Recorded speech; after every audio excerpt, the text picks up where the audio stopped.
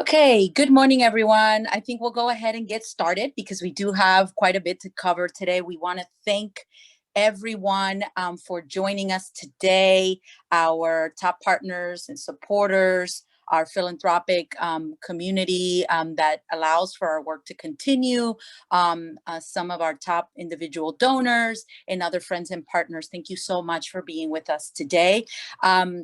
A little bit of housekeeping. We want to just remind folks that because we have so much to cover, we will be encouraging any questions to be typed into the chat box. If you do, we do have set aside moments for that, a little bit of discussion and conversation. So we will ask that if you would like to speak, that you raise your hand, that you use the little icon to raise your hand, and we will be calling on you. But we do encourage a lot of that communication, and specifically any questions you have for us during those two sessions to come in on the chat box, please.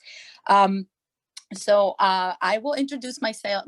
My name is Aurora Colindres. I am the Director of Development here at CHIRLA, and I am very excited to have this conversation today. As you can imagine, we are at a very, very special and important moment. That's why we felt it necessary to just kind of reaffirm, and identify our purpose, which is our mission, to achieve a just society fully inclusive of immigrants, as many of you know from supporting our work. This year, 2021, we are celebrating our 35 years of power and resistance. As many of you might know, we were birthed out of the response of IRCA, the implementation of IRCA, the Immigration Reform and Control Act of 1986, which won amnesty for 2.7 million folks, and also at the same time made hiring for undocumented workers illegal. And so the progressive activists of that time felt it necessary for there to be an organization that was advocating and starting to advocate for those needs. So for over these 3 decades, CHIRLA has been at the forefront of leading efforts, not just here in California, but also replicating and having impact nationally. Our diverse, undocumented, and mixed status member base, made up of workers and youth and families, really act as the agents of change. They're really the ones in the forefront, sort of advocating for themselves, and really help us to continue that message. And so, our vision is just to achieve that world of freedom, of mobility, of full human rights, in a true participatory democracy. And I think that this is the perfect opportunity to introduce our executive director, Angelica Salas, to really speak about what comes next in the moment that we're in now, as we have been, fighting for those rights for the past 35 years. So, Angelica. Thank you so much, Aurora, and welcome to all of you. Thank you for joining us this morning. I am the Executive Director of CHIRLA, the Coalition for Humane Immigrant Rights. As Aurora stated, this year marks the 35th year of CHIRLA advancing the human and civil rights of immigrants and refugees, and of creating a just society fully inclusive of immigrants. We have done so much to improve the lives of immigrants and their families, and yet our work over all these years has not gotten easier, but instead more complex and more necessary. We're doing our work in the middle of a world in crisis, in the midst of the rise of white supremacy that is countering our work to dismantle racism and the structures of inequity. And even as we gather today, American democracy is being tested as Congress tries to impeach a president that encouraged insurrection. All of this is happening while still having to respond and address the basic needs of individuals and families who are directly impacted by all of the above. We all know war, famine, political and societal persecution cause forced migration and compel millions of people to migrate to survive. There are millions of immigrants and refugees throughout the world that prop up the global economy with their labor and their societal contributions. And despite their contributions and their vulnerable condition, they are barred from basic protections, exploited in the workplace, detained in horrible conditions, separated from their families, and denied the opportunity to integrate into their new home. Many have reached our shores and borders, but still languish without an opportunity for refuge or asylum. Others have entered the country without inspection, making them undocumented. They are living, working, and contributing to this nation, but for decades still remaining deportable, unrecognized, and unseen. For too long, the US government has turned its back on immigrants, pitted us against each other, and instead of being a shining beacon of hope for immigrants and refugees, it has dimmed the light of freedom by promoting xenophobic immigration policies, violating the rights of immigrants at our borders and in our neighborhoods. Families have been broken. Young immigrants called dreamers and TPS holders still remain uncertain about their future. The COVID-19 pandemic has exposed great inequities. Chief amongst these is the hypocritical reference to undocumented workers as essential workers while they are still working without protection, healthcare, COVID economic relief, and dying at alarming numbers. They remain undocumented to their last day on this earth. This cruelty has to change. Our decades-long work to mobilize in the streets and at the polls has created a new political reality. The election of Joe Biden and Kamala Harris and the slim majorities in the House and Senate make legalization and immigration reform attainable. We can meet this moment by putting all our hopes in Biden and Harris and Pelosi and Schumer's leadership. However, the US is not represented by the federal government, not entirely, but by the men and women that make up this country. If we are to seize this moment, we must activate the grassroots, our allies, and be ready to propel the new administration and Congress to go beyond repairing the damage created by the Trump administration, but instead standing up a modern, humane, and equitable immigration law that includes and protects immigrants. CHIRLA is poised to play a significant local, state, and national role by influencing policy and politics in our favor. For decades, CHIRLA has organized immigrants and refugees, their families, and their allies to reimagine and construct a society in which everyone can live free and thrive. And we're doing this by transforming our local, state, and national laws to respond to the global realities of immigration and making them uphold the principles of equity and justice for all. And I know that changing our immigration law is possible because I have seen it happen here in California. For 35 years, we have worked with immigrants and their allies to organize, advocate, and realize policies that help millions of immigrants have a better chance of life. I see it in the immigrant youth that can now go to college irrespective of their immigration status. I see it in the immigrant workers who can drive freely and can move and open up their businesses. I see it now when motivated by civic engagement by our people, we can now believe that our nation can finally say yes to immigrants moving forward to a new life of opportunity and respect. My father came to the United States, undocumented, escaping poverty, trying to save the land that belonged to us for generations. This was the land of our people in Durango, Mexico. I came here to this country like that, all those little children you see in the caravans, to reunite with my mother and father who were waiting for me here. Their actions, of so many parents, but their actions so many years ago changed my life for the better. And today, as part of CHIRLA, with my colleagues who you will hear from later, and also with CHIRLA members, we can make real the recognition of legal status that so many people deserve. People like our very own Antonio Bernabeu, Director of Organizing, who at the beginning of this year, on Inauguration Day, lost his life to COVID-19. He died undocumented after years of struggling to gain his legal status, despite living in this country for 30 years and having 2 US citizen daughters. In his life, he was CHIRLA's biggest champion for immigrant worker justice and immigration reform. For Antonio and millions like him, we can no longer wait on the sidelines and waver in our support.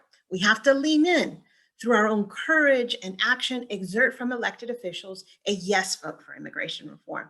Liberty and justice for all means all only when we all work to make it happen. So you can join our efforts that you'll be hearing about today. You can join our efforts by supporting the California branded Yes to Immigrants Forward campaign that is working with the national We Are Home campaign for immigration reform, of which we are a steering committee member. You can work with us to uplift the stories and vision of our brothers and sisters that will benefit from any positive immigration law. You can continue to provide support to immigrants impacted by COVID-19 and support the advocacy to include them in COVID relief, to get legalization for essential workers, and for the direct service to get support immediately in their hands. With your core support, you can strengthen our ability to help immigrants with their legal needs here in California and at our borders. We have the power to change our laws and change the opportunities of immigrants today and for generations to come. Help us ensure that families are united, that children are with their parents, that we have families and individuals out of detention, and that immigrant workers are treated fairly and paid what they deserve. So I believe that this is a moment that we lean in, we step forward, we take action, and that action will lead to a better life for millions of people in our country. I will now pass it over to Aurora, who will continue with our briefing. And thank you so much for being here with us today. Thank you so much, Angelica. We will take a few minutes now because we would love to hear back from you, get some feedback. You would have seen a poll launched automatically here on the Zoom webinar. If you could take just a minute or two to answer those questions, that would be wonderful. We're, again, just looking to learn overall how you're feeling about the possibility of immigration reform.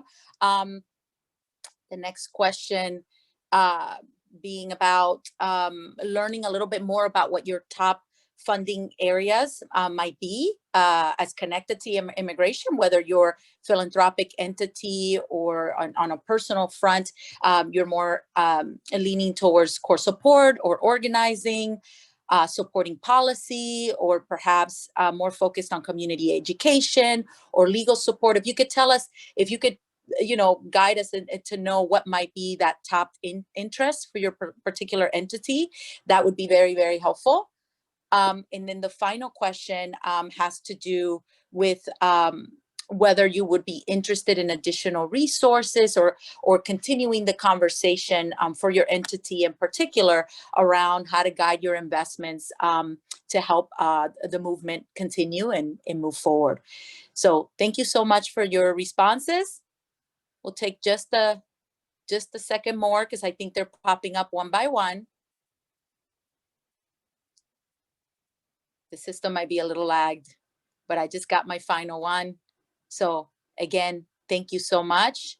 And now I would like to turn it over to Joseph, our Director of Policy. Thank you, and thank you for everyone to join us in this good day.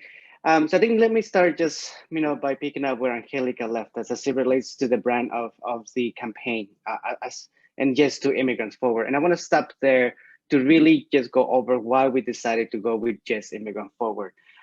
For the last couple of 3 decades, immigration reform has not been attained at the federal level. Our federal elected officials have indicated to us that no to immigrants, no to relief, no to legalization, no to a path to citizenship, and essentially denying the humanity of immigrants. And so with that end, we want to make sure that we go over and say yes to immigrants. And this is what the campaign is all about. It's based on our membership, it's based on their stories. And most importantly, it's the demand for action and demand that we recognize their humanity. And so first, I will go a little bit about, as I see the screen, a little bit of political updates as what we have experienced at the federal level. And so based on all the work that we've done on election day and before that, within the regulations of OVC3, one of the things that is important to know is that this administration actually acted faster than other organizations, including Obama, in trying to mitigate and deal with immigration after 4 years of draconian policies. So on day one, President Biden and Vice President Harris sent an actual bill to Congress for them to debate and, most importantly, to overhaul our immigration system. A bill text has not been released. From what we know in media reporting, it is in alignment of what we want. And one of the things that we want is a path to citizenship that is swift. The other thing that is also good to point out is that in the first day, he also acted to actually move forward administratively in rolling back some of the actions by President Trump. Some of those actions included ending the Muslim ban, which was a draconian policy affecting individuals based on their religion.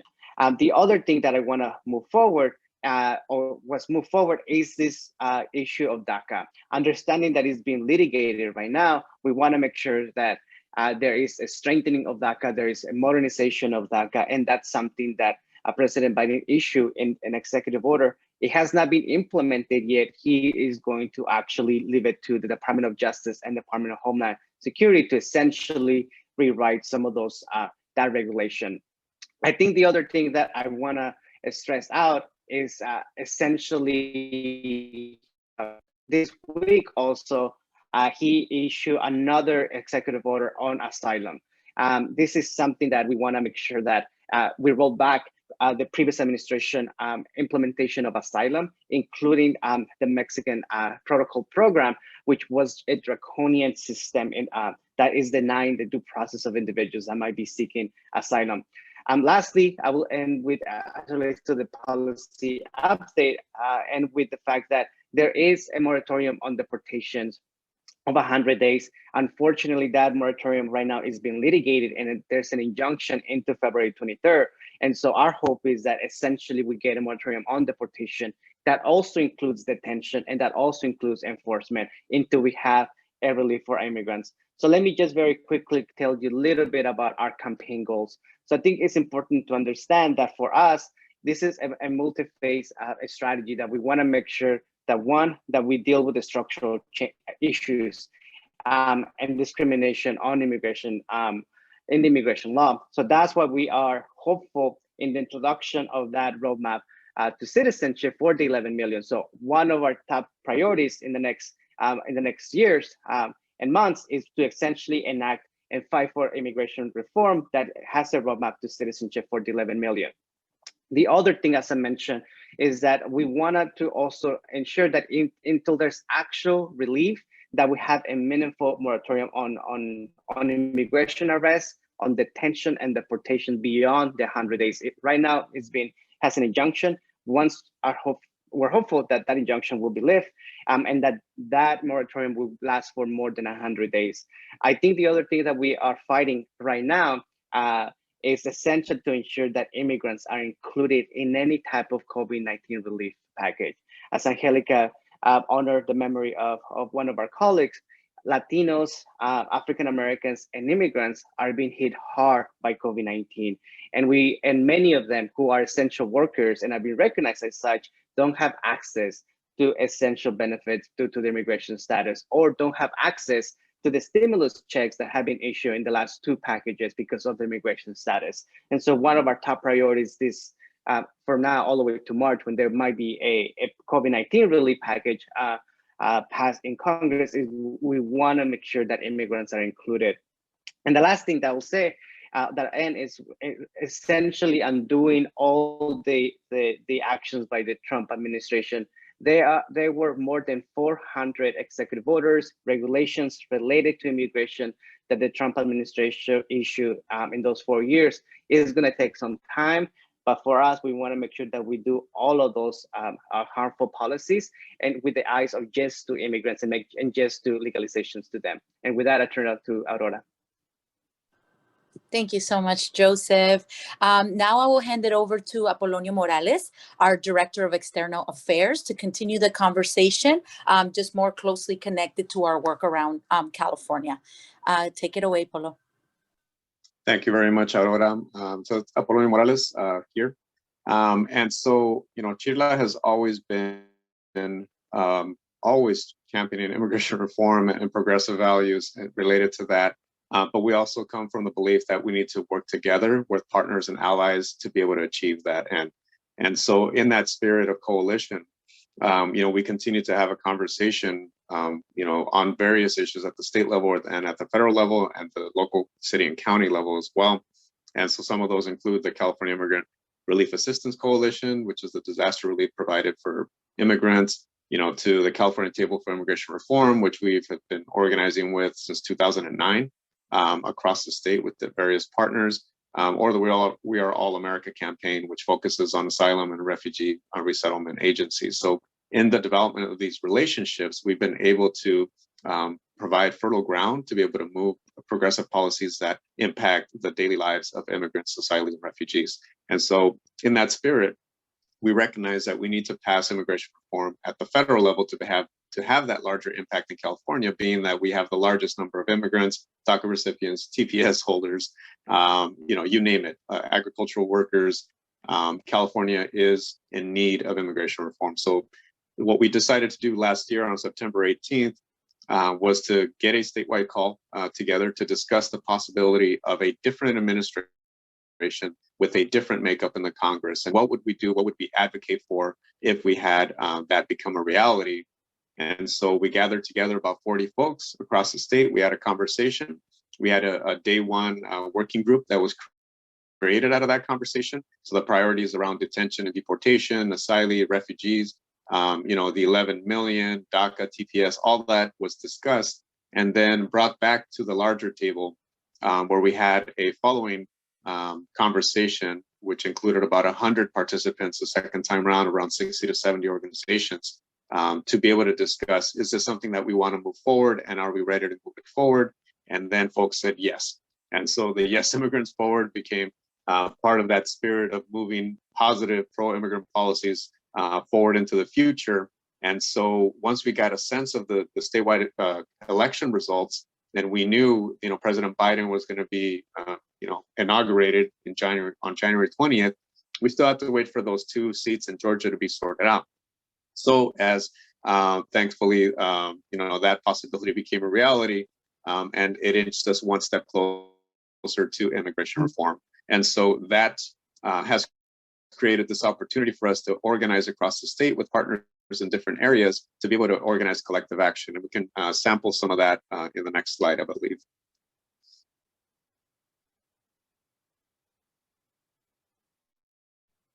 Okay, so we've had a number of actions that have been organized. A lot of them have been, digital, or they've actually been very much a caravan. Folks are socially distanced and making sure that, we're trying to stay as safe as we can. And so on December 15th, we launched the statewide campaign. We had a video to go along with that. And so we had a car rally in Los Angeles and we drove to Bakersfield and we visited Representative Kevin McCarthy, who's the minority leader right now, just to remind him that we're still around and that we want immigration reform. And that we're counting on, folks to jump on board on this. We want to make sure that we're open to it.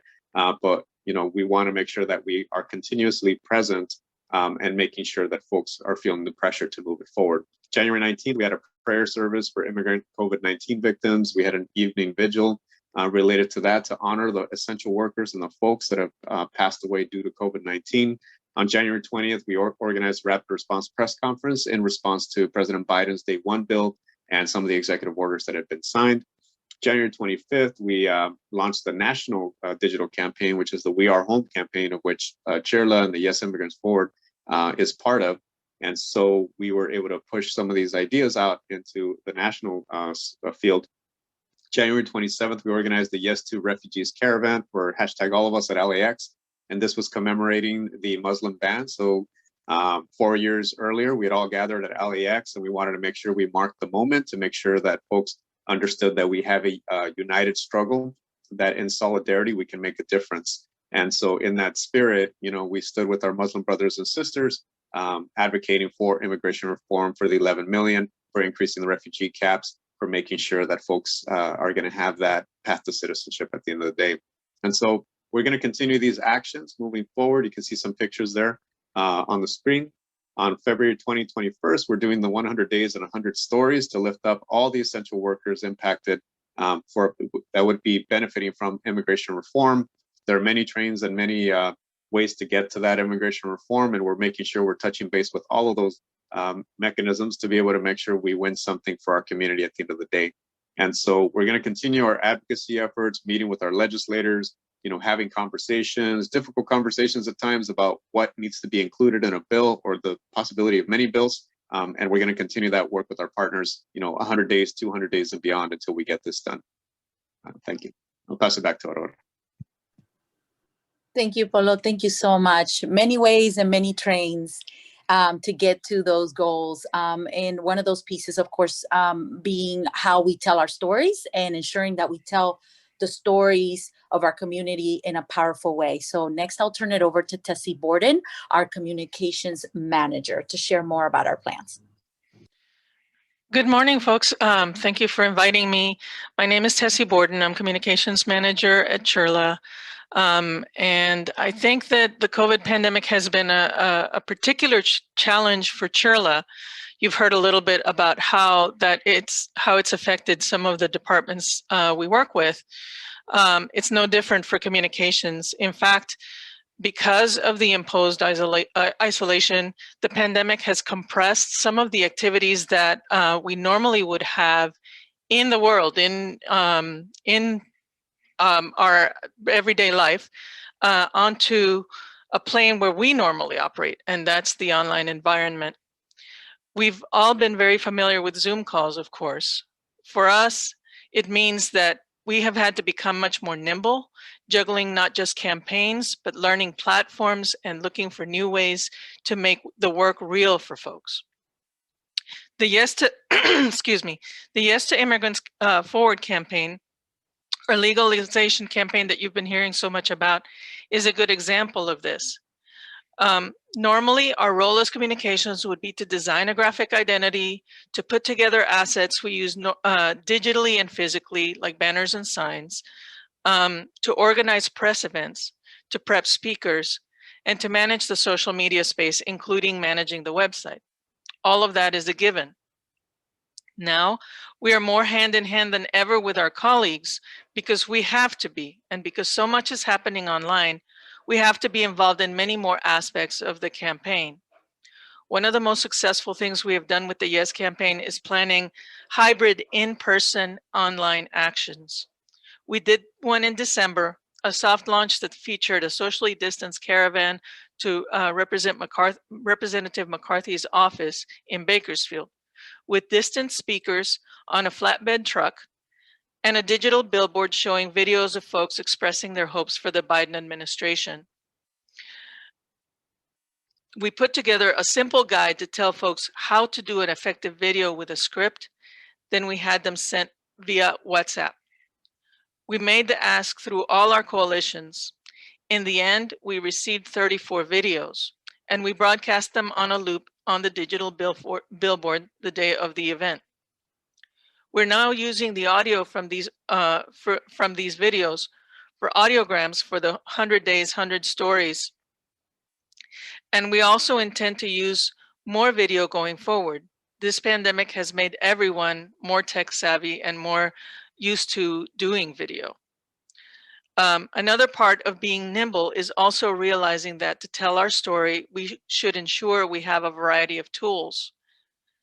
As comms and as an organization, we are beginning to use all those tools in a concerted, strategic way.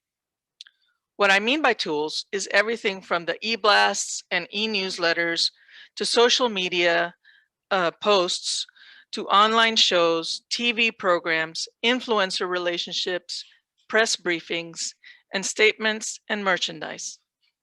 For this campaign, we have a working group that is coordinating which messages to use where to ensure we have a cohesive story to tell and we don't overload one tool with too many different asks and calls to action. It requires real discipline and constant communication with different departments we serve. The idea is to give them options rather than limitations, but that is what being nimble is all about. Thank you very much.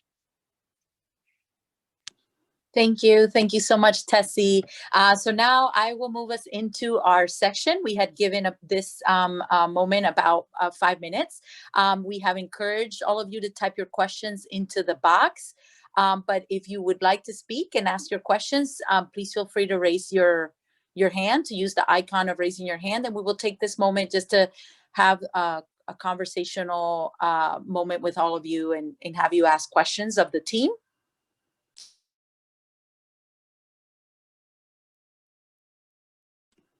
Any particular questions just around the plan, the campaign, the Yes campaign, the demands, what's next, our storytelling, our coalition building?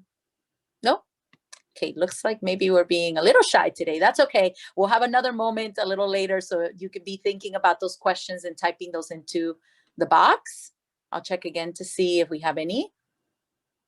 Okay, thank you so much. So I will move us into, Anna, if you can advance that. Thank you so much. The next section, we felt it, of course, absolutely important to highlight the COVID-19 toll and what it's doing to our communities, and to share with you a little bit about what our response has been. We are almost going on a year of the pandemic, and CHIRLA has really, as it has for many, many decades, but at this moment in time has really become a lifeline to our immigrant families. And so first, I wanted just to kind of share with you this chart. I know many and all of you are familiar with the unfortunate numbers and the disproportion that we are seeing across communities of colors. But specifically in California, in here locally in Los Angeles, it has been absolutely devastating, not just on the infection rate, but also the death toll, and how that has impacted our households. We know because we have taken the time to survey our community base, to learn and hear from them about how the pandemic, how the coronavirus is impacting them on a daily basis. And so we're really proud to be able to reach out and have that very close connection with our communities. So next, I would like to introduce Ana Bella Bastida, who is our Director of Membership, and will be sharing with you a little bit more about how our response has been over the last few months. Ana Bella? Good morning, everyone. First, I just wanted to say, start by saying thank you. Thank you so much for your generosity and for the support that you have been able to provide CHIRLA through the years. And I just wanted to say start by saying and highlighting the amazing work that CHIRLA has been done, particularly this year in response to all the challenges that our undocumented and our immigrant community has been facing, particularly with this crisis. Some of the efforts in which CHIRLA has been engaged and has been working very diligent is particularly increase the response and ensuring that we have our immigrant assistance hotline. And through CHIRLA en Tu Casa, we have been able to educate and to provide information to our community in terms of the resources that are available in the county, within the cities. And we have been able to receive thousands of calls, and we are very proud of the efforts of all our operators in providing that valuable assistance.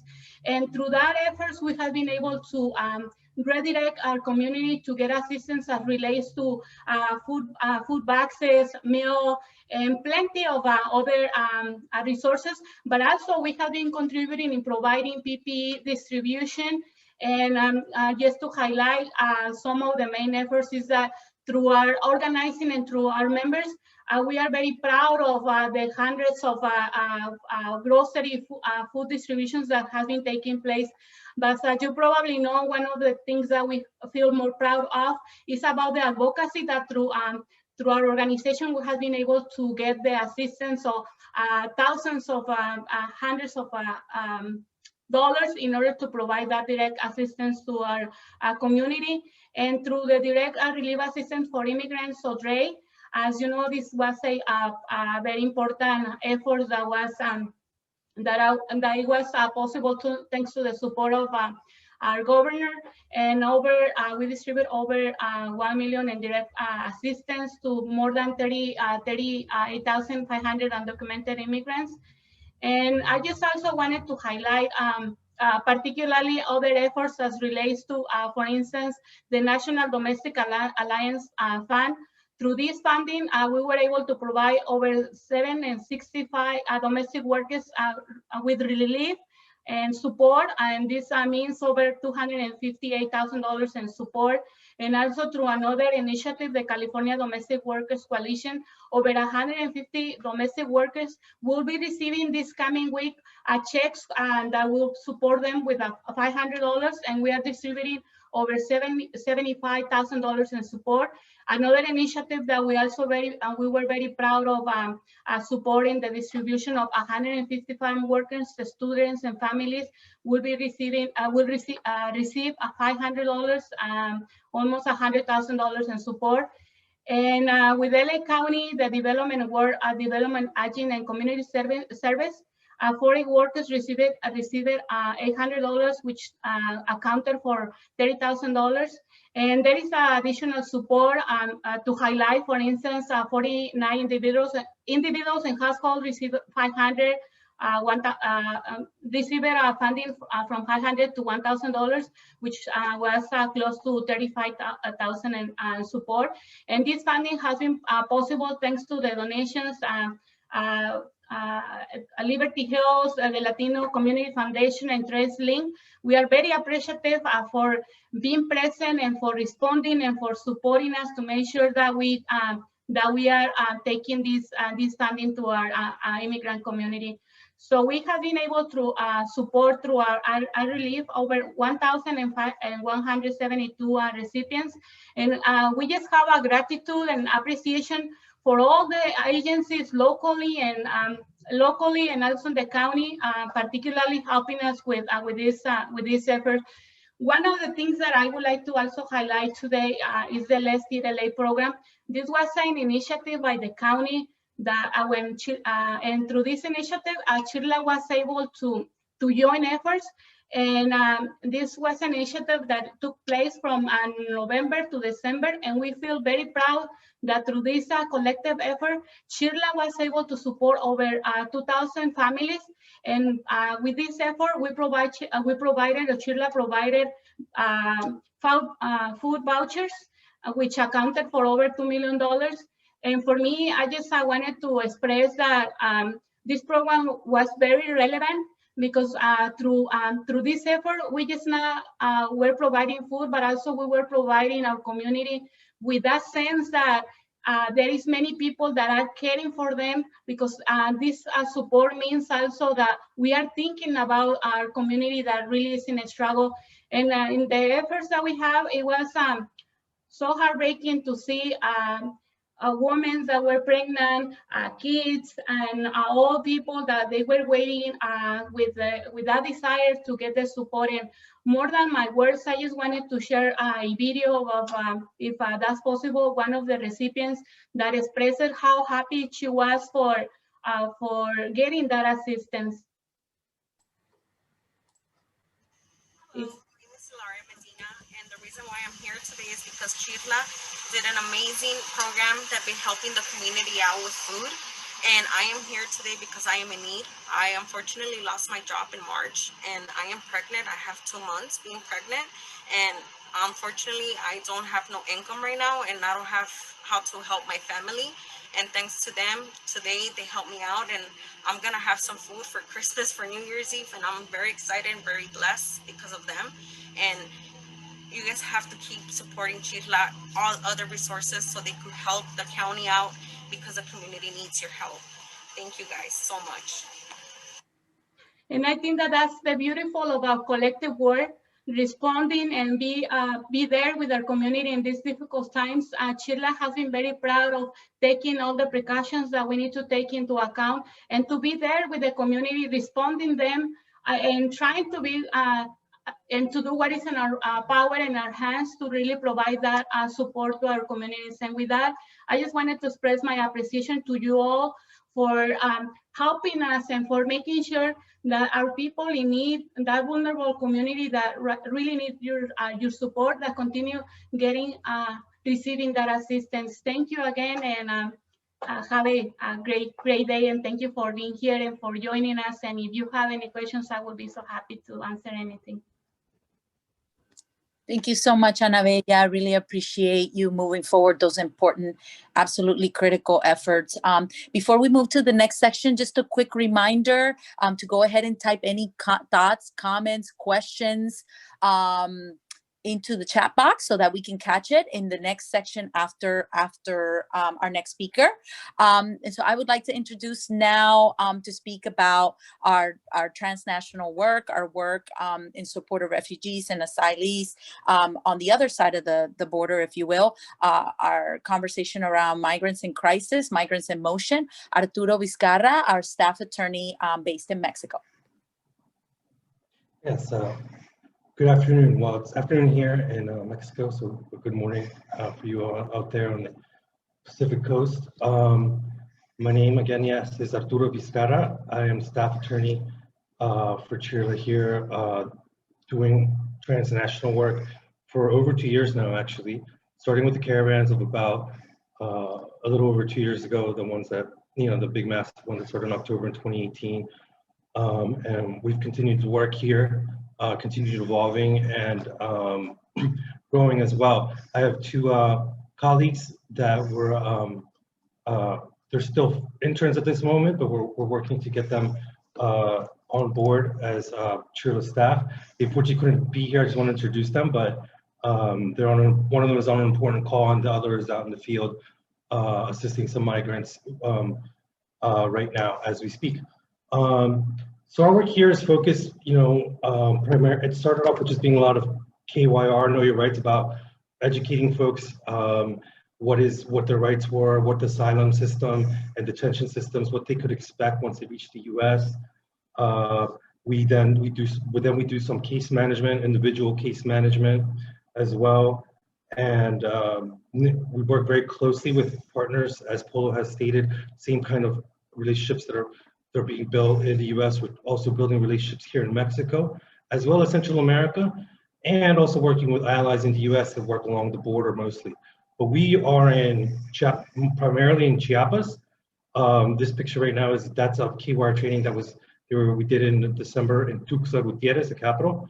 And then the map just kind of shows that we're just in this prime location to really just also be getting migrants to speaking with migrants on their more close to the beginning of their journeys instead of already when they've gotten to the northern border, and which has become increasingly difficult for them to even do given the Trump policies. I myself am from El Salvador. I'm part of the first kind of Central American exodus that occurred in the 1980s. And one of the colleagues here, he's an Honduran refugee in Mexico, and we continue to, just provide people a lot of support. I think one of the things that's important to note is that a lot of these issues, the way they're even being framed right now, is a little bit problematic in the sense that they're being seen, oh, well, people are leaving because Biden's policies are attracting people. I mean, we've seen this starting to be put out in the media and obviously in right-wing news, and as well as I even saw some stories being framed that way in New York Times.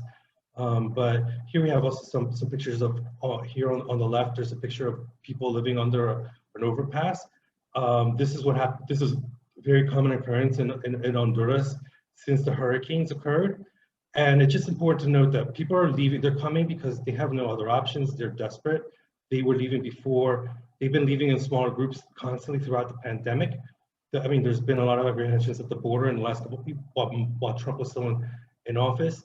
And then the other pictures, unfortunately, was something that's happened is very recently was that they were repressed in Guatemala, the last caravan that tried to make it to Mexico and then to the US, and it was very brutally repressed. And obviously these policies, they're using COVID as an excuse to be able to shut off the border to people. The US has done that, and they've also basically pushed the other countries to do the same thing as well and stop the movement of folks, which basically just drives them underground. It doesn't really do much. So COVID in and of itself has made things more difficult, obviously, to work for everybody, including for us. Right now we have, so we did go to Guatemala to try to see if we could meet this caravan, and this is a picture of a family that we worked with for a full day, and we're able to help them out with a little bit of humanitarian aid and some food, and before they continued on their journey.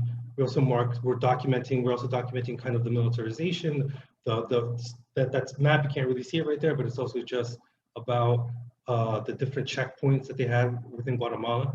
So people can't even go through. But we're documenting also, very importantly, we are taking people's testimonies.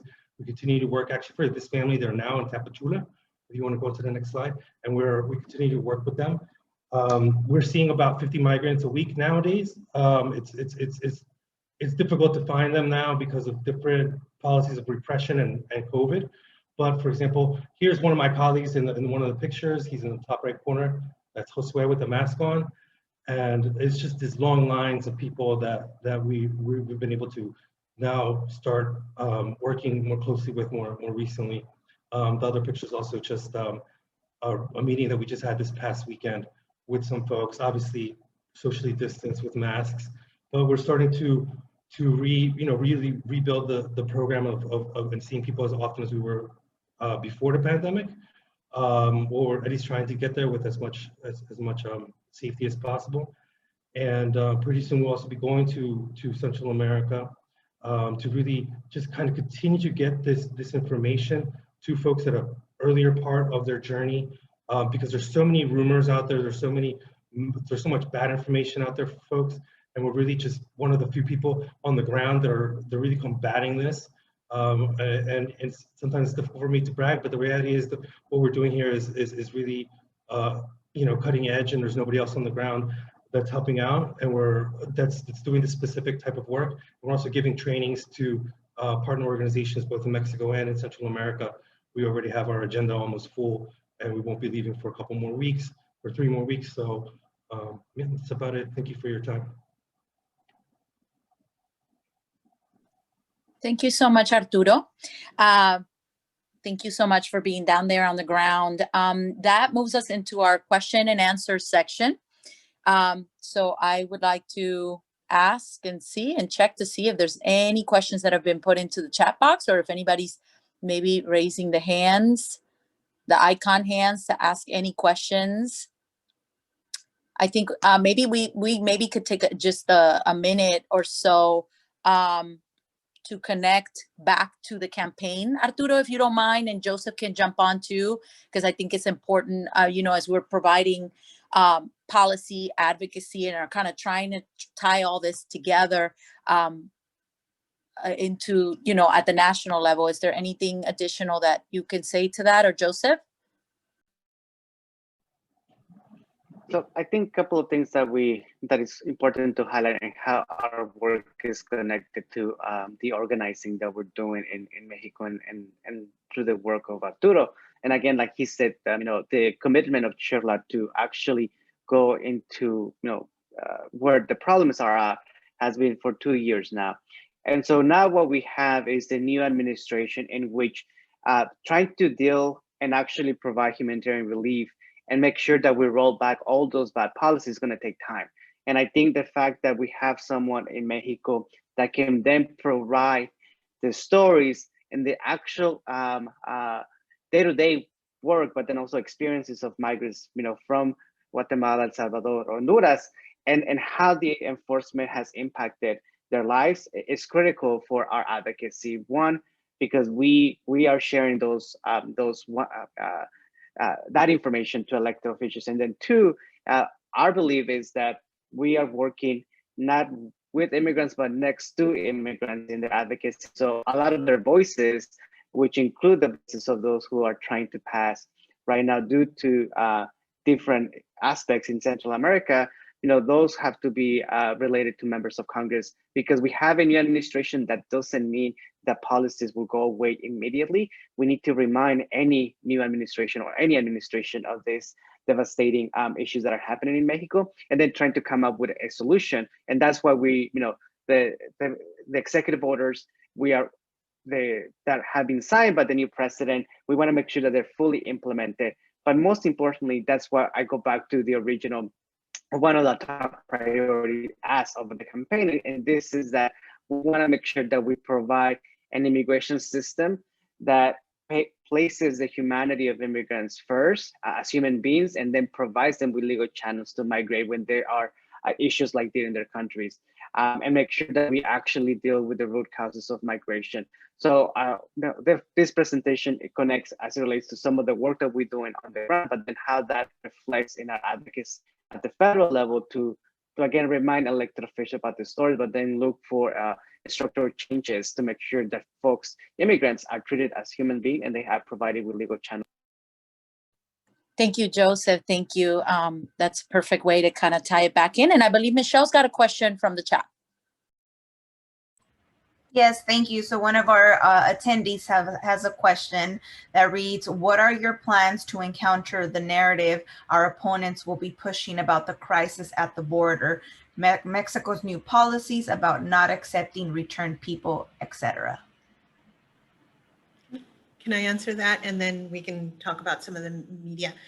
First of all, we've been working with our members of Congress, many who are focused now in the committees, foreign relations committees. And one of the issues that we have discussed is very much this, this particular situation. I think the work that Arturo is doing in both documenting what's happening, but also actually having engaging migrants themselves to be able to uplift their stories and what's going on is really important. We had just had a meeting with Congresswoman Norma Torres, who is being charged with working, kind of restarting the work around Central America and sort of just really looking at root causes. And part of it is to connect them directly with the migrants and what's happening. Like they were beginning to do this at the latter part of the Obama administration. All that work stopped and now restarting it again. But this time really connecting them with both the individuals, but also the many of the shelters at the border regions. We think that's critical because the public sentiment then gets pushed into Congress, and then Congress takes negative actions towards immigrants. So what we want to do is bring the elected officials directly to what's happening so that they can make more informed decisions. But then other than beyond that, I think really telling their stories, being on the ground and and lifting up the stories of individuals so that it's, you don't encapsulate the whole thing in just a mass of people, but the individuals that make up all those what's happening and trying to provide that additional information. So that is the work we are currently doing in order to counter the particular situation. And I would ask Arturo if he wanted to add anything else, or Tessie in the media. I would just quickly add, I think it's really important to note that this crisis, it doesn't have to do with Biden. I mean, Trump's policies created the crisis, and it's going to take a long time for those ripple effects to really be able to really be handled by the administration, more humane policies. People are going to come even if Trump had been re-elected. It's what's changing is there has to be pushing for them to really respond in a very coherent way, in a humane way, in a very massive way, to really be able to treat people humanely and give them a real opportunity to the justice to apply for asylum, unlike what's happened in the last years. Yeah, I can jump in a little bit too. In terms of what Angelica was talking about regarding telling individual stories, that's always been something very important, because that's what makes the policies real, and that's what makes the work real.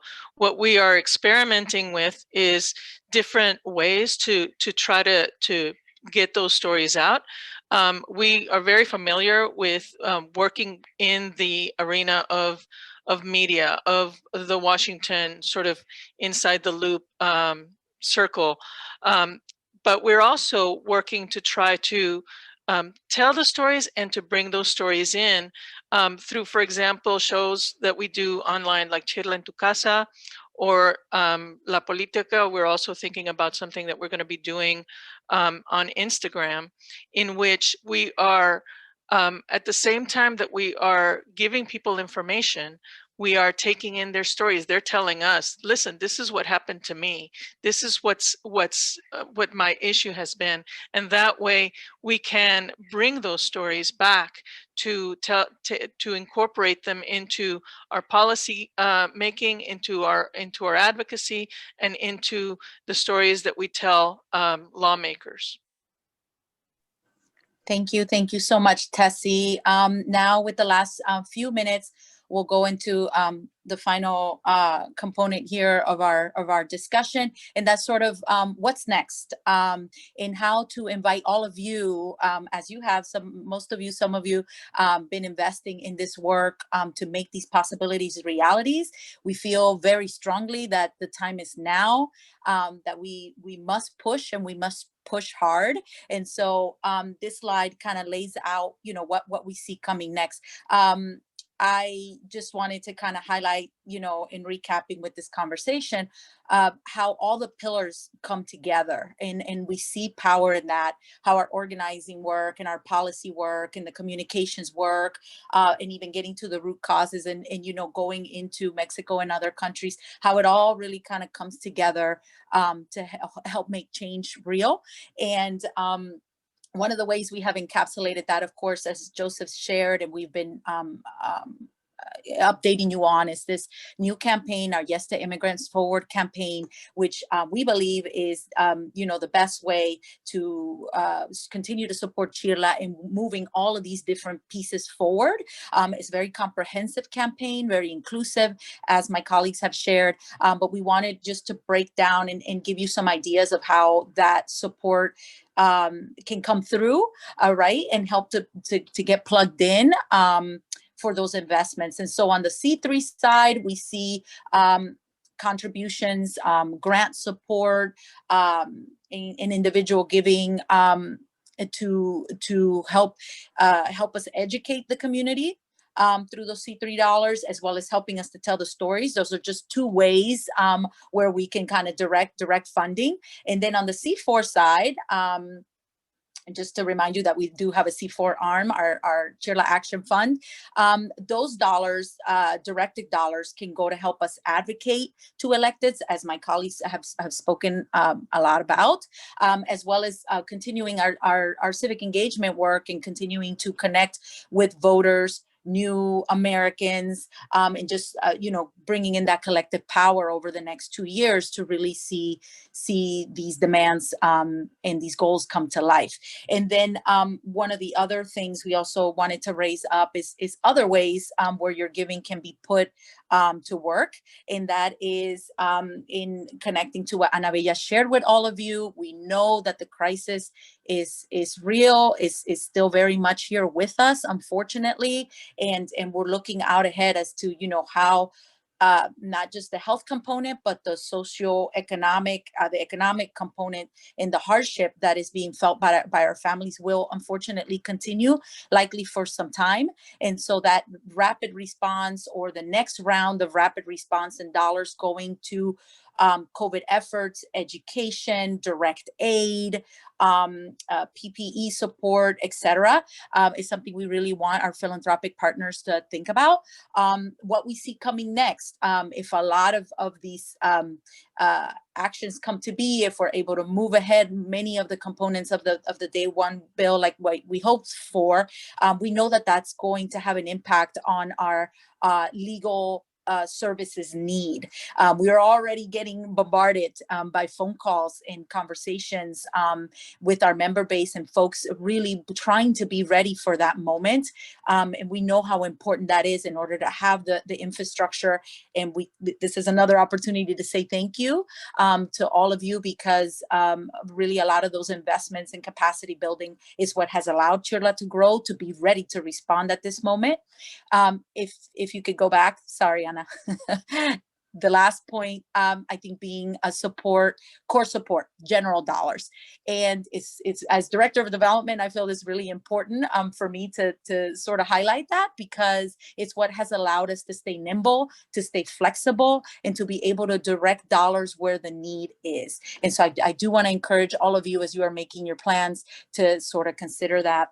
And that is all. And we just want to say thank you. I want to remind folks, especially for those that are watching this recording at a later time, to please, email us, stay in touch with us, follow up with any questions. To all of you, to please schedule additional time with us. We're here to be a resource, here to provide information as you're guiding your giving, moving ahead. And then, of course, there on the last slide, you will see the handles for our social media pages. And so we encourage you to stay in touch. Our communications team does a fantastic job of just really getting out information for our member base, but also keeping the general public informed of how the campaign is moving and what we have needs for moving ahead. So I think that is all for me, Angelica. I don't know if you had any final words for just to say thank you, and to understand that CHIRLA has a comprehensive approach. We believe that we have to do, the organizing at its core, to go right where people are, and then to genuinely transfer what the vision, the needs of our community are, to our elected officials, and to, with them, realize the possibilities that people have been fighting for decades. And so we really want to thank you all who actually joined us today. Many of you have been long-term supporters of CHIRLA as we celebrate our 35th anniversary, and that with your support, so much has been made possible, but so much more can be made possible. And I know that some of you are already supporting us. If you think of other individuals who are interested in supporting CHIRLA, please invite them. And we're happy to have a conversation on all or any of the particulars of the issues that we presented today. And thank you to our development team for putting this together today. Thank you. Thank you, everybody. Have a wonderful day.